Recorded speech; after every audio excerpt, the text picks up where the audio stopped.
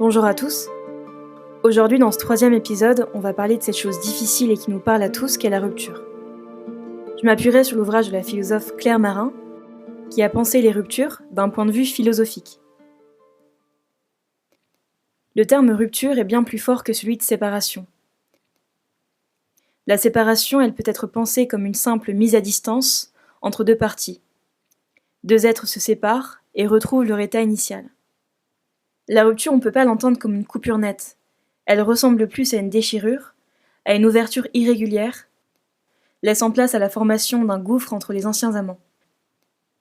Deux êtres avaient fondé un lieu, un monde commun.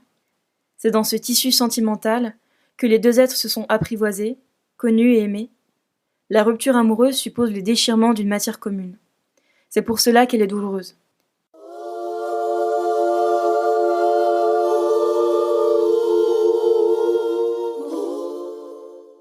Le je a été camouflé, étouffé par le nous, le toi, durant des semaines. La rupture, c'est se rappeler qu'on est bien plus seul qu'on ne le pensait. Elle est vécue sur un mode à la fois psychique et physique. Elle est parfois ressentie dans le corps tout entier.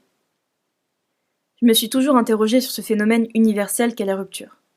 On l'a tous vécu une ou plusieurs fois dans nos vies. Mais sous ce terme générique, trop impersonnel, il se cache en réalité une multiplicité de ruptures.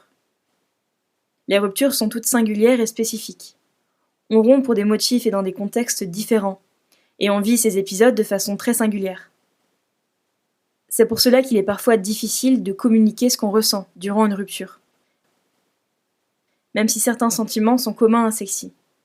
Haine, tristesse, manque, regret, mélancolie, détachement, déception, et parfois même soulagement. L'œuvre Le Banquet de Platon traite de la nature et des qualités de l'amour. Et c'est dans le discours d'Aristophane qu'on trouve cette idée de moitié. Serions-nous à l'origine des monstres à 2 têtes et à 8 membres? Ce mythe y raconte que les hommes auraient désobéi aux dieux, et en guise de punition, les dieux les auraient coupés en deux pour les affaiblir. Notre nombril serait d'ailleurs la trace de cette coupure. On est devenus des hommes inachevés, incomplets qui rechercheraient désespérément notre moitié, notre âme sœur, pour revenir à l'état fini et complet qu'on était à l'origine. L'amour serait alors ce qui rassemble les parties de notre antique nature pour guérir la nature humaine du malheur qui s'est abattu sur elle. On recherche sa moitié parce qu'on est des êtres incomplets et manquants. Je me suis posé beaucoup de questions sur la rupture. Est-ce qu'il était possible de réellement passer à autre chose, d'oublier, de se reconstruire? Et quelles sont les difficultés propres à celui qui rompt et à celui qui subit la rupture? Je me suis appuyée sur le livre de Claire Marin, intitulé Rupture. Elle affirme qu'il n'y a véritablement rupture lorsque s'opère une profonde transformation des schémas d'action et de pensée du sujet. Claire Marin va postuler que nous sommes entrés dans l'époque de la rupture. Les ruptures amoureuses, mais aussi professionnelles, familiales, sont plus que banales aujourd'hui. Mais traduisent-elles la liberté humaine, ou au contraire ses caprices et ses inconstances? Comment penser la rupture comme une solution? Pour Claire Marin, la rupture est le signe de cet individualisme, et des revendications de chacun au bonheur et à l'épanouissement. Il faut s'adapter, être nomade, flexible et sans attache.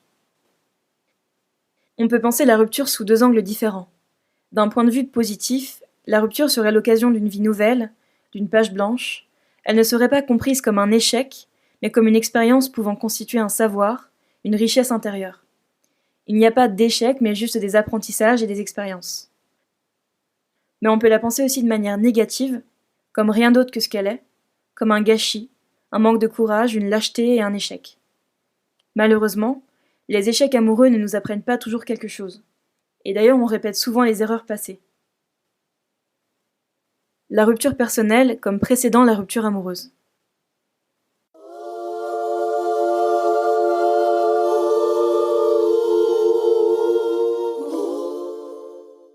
Quand on choisit de rompre avec son partenaire, c'est souvent à la suite d'un changement intérieur profond. La rupture amoureuse, c'est la conséquence d'une rupture qui est d'abord personnelle. On rompt avec son moi d'avant. L'un des 2 partenaires change, ses désirs, ses ambitions et ses envies évoluent. C'est alors que les partenaires ne sont plus sur la même longueur d'onde, en état de synchronisation. Et dans ce cas de figure, notre partenaire devient un fardeau, un ralentisseur à notre propre développement.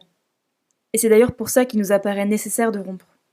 Plus aucune perspective d'avenir n'est possible avec cet individu, qu'on aimait et qu'on aime sûrement encore. Parfois, des modes d'être cessent, sans explication. L'évolution intérieure nous rend différents de l'être qu'on était au moment de la rencontre amoureuse. On se déprend de l'autre pour avoir la liberté d'accueillir et de développer ce nouveau moi. Et pour Claire Marin, parfois la rupture, c'est la condition de notre naissance ou de notre renaissance. La rupture comme réaffirmation du moi. Dans un couple passionnel, le moi est parfois mis de côté. On ne pense plus à soi, mais à l'autre, au couple. On fonde notre identité personnelle sur le statut d'être en couple. Et cette attitude va amplifier la douleur liée à la rupture, car on pensera perdre notre identité en même temps que la disparition de notre couple. Que suis-je sans toi? Qui suis-je en dehors de mon couple? Et parfois on a l'impression d'étouffer dans notre couple. La rupture est alors ressentie comme une renaissance, un nouveau départ.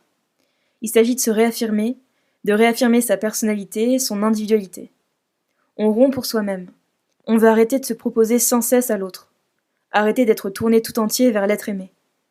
On veut exister à la première personne pour que le je reprenne sa place trop longtemps étouffée par le nous.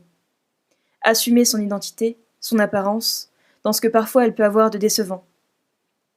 Mais y a-t-il véritablement un renouveau du moi? Le déploiement d'une identité? Sommes-nous meilleurs après une rupture choisie? Peut-être que nous nous illusionnons à penser que la rupture serait comme une solution à l'avènement de notre individualité. Peut-être en effet que la rupture est une fausse solution. Après tout, on est responsable individuellement de ce que nous sommes. L'impossible fidélité à soi et aux autres. Ici, je parle plus de fidélité affective, même si l'infidélité sexuelle prend une part importante dans les causes de la rupture. La fidélité aux autres se définit comme une constance dans les affections, les sentiments et les relations. Personnellement, mon plus grand regret, je pense pas que l'homme y soit fait pour être constant dans ce qu'il ressent. La fidélité, c'est une vertu bien trop haute pour nous. Nous pouvons être fidèles, mais pas éternellement. C'est possible dans un temps qui est donné et borné. Qu'elle concerne les émotions ou le sexe, la fidélité parfaite, c'est pas quelque chose qui est commun aujourd'hui. Il y a d'ailleurs plein d'exemples qui nous prouvent qu'il est presque inévitable de tromper son partenaire. La constance n'est qu'une façade. On se force à essayer de rester la personne qu'on était au début. Mais pour combien de temps? On joue un rôle auquel on ne croit pas. La fidélité, elle est aussi possible envers soi-même. C'est rester fidèle à son identité, sa personnalité, ses désirs et ses aspirations. Et ce qui mène parfois aux ruptures, c'est cette absence de fidélité à soi-même, à son moi d'avant et à son partenaire. Comme je l'ai souligné, beaucoup de ruptures se créent à partir du changement d'un des deux partenaires. Tu as changé, tu n'es plus le ou la même. Cet écart intérieur entre son ancien moi et son moi se fait voir au monde de tout son éclat. On ne peut plus se contenir, faire semblant, se rattacher à ce qu'on était avant. Face à l'être aimé, on a tous essayé de le faire revenir à ce qu'il ou elle était. On veut le maintenir dans son identité passée, en lui rappelant ses engagements, combien il nous aime. On essaie de l'enfermer dans une identité, dans une vie qu'il ne veut plus. Et c'est très destructeur de voir l'être aimé devenir un étranger pour nous. Il s'abandonne à ses pulsions, ses désirs, ses envies, et tout cela va prendre le dessus sur ses promesses, ses engagements, ou encore sa loyauté. C'est alors que l'équilibre intime de sa personnalité, il est modifié, et aucun retour en arrière n'est possible. Mais Claire Marin, au lieu de penser la rupture comme essentiellement émancipatrice pour celui qui rompt, elle va proposer un regard critique. Peut-être que l'ivresse d'une nouvelle vie n'est pas un signe de révélation de soi, d'authenticité, mais de délaissement de soi. Parfois on veut rompre non pas à cause de l'autre, mais à cause de la position dans laquelle celui-ci nous met. On rompt alors pour être délivré de la fatigue d'être soi, en présence de l'autre, pour n'avoir aucun compte à rendre. On se fuit peut-être soi-même, chose pourtant impossible sur le long terme. On ne peut pas se défaire de soi-même.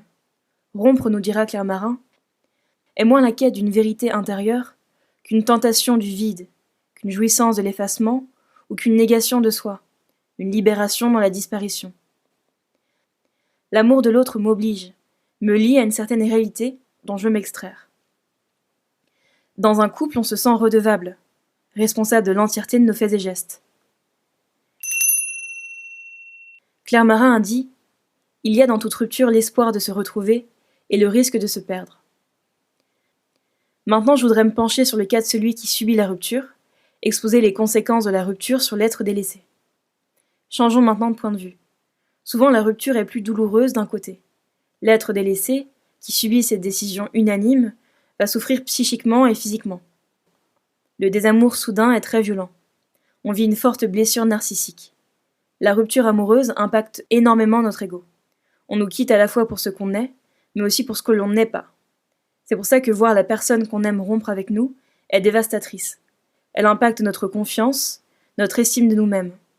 Dans tous les cas, la rupture impacte les deux partenaires, mais à différents degrés. Il existe une multitude de raisons de rompre. Quitter l'autre pour ce qu'il nous a fait, quitter l'autre pour ce qu'il est, quitter l'autre pour un autre ou encore pour son bien.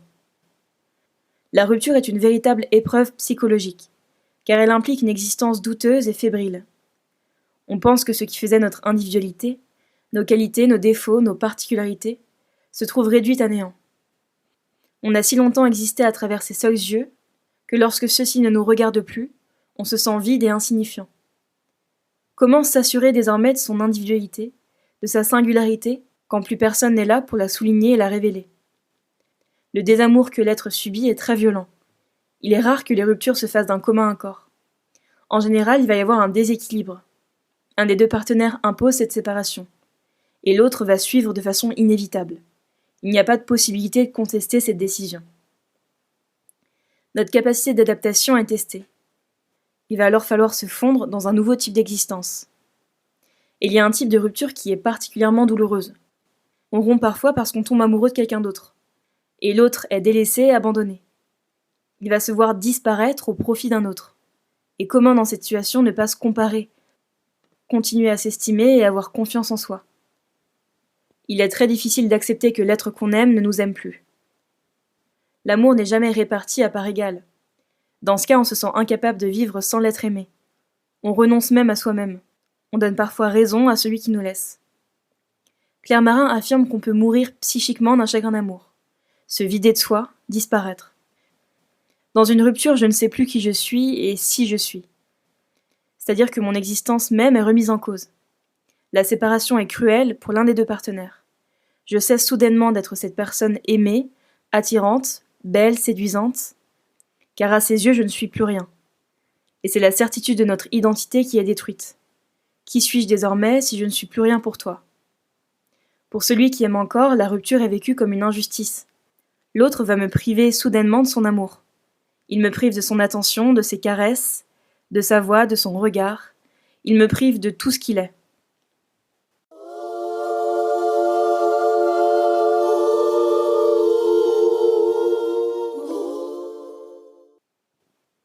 Le corps après la rupture. Claire Marin s'est aussi intéressée aux manifestations corporelles après une rupture. Il est intéressant de voir à quel point le corps extérieur, notre enveloppe, retranscrit nos blessures intérieures. Parfois on sait que quelqu'un va mal juste en regardant son allure, son physique et sa posture. Claire Marin va affirmer que le corps délaissé, il est méconnaissable. Le corps n'est plus investi par les regards, les caresses, les empreintes de l'autre. Il ne vit plus qu'au ralenti sur un mode de survie. Ce corps, qui était le support sur lequel l'autre nous prouvait son amour, est désormais abandonné à soi-même. Il meurt parfois à petit feu. On va alors tomber dans les excès, comme l'alcool, la drogue, la nourriture, pour s'extirper de celui-ci, pour étouffer ses souffrances. Et parfois la rupture elle va nous enlaidir. Dans un autre sens, il y a parfois un point de bascule où l'individu se reprend en main et fait tout pour faire regretter à son ex de l'avoir quitté. L'air de dire « regarde ce que tu as perdu ». Dans tous les cas, la rupture impacte aussi notre apparence physique. L'après-rupture. Comment se reconstruire après une rupture? Comment passer à autre chose? Comment réussir à moins y penser? Comment dompter son mental pour avancer pas à pas et regagner confiance en nous-mêmes, redévelopper une estime de soi et croire à nouveau en la possibilité d'un amour passionnel et en notre capacité même à aimer.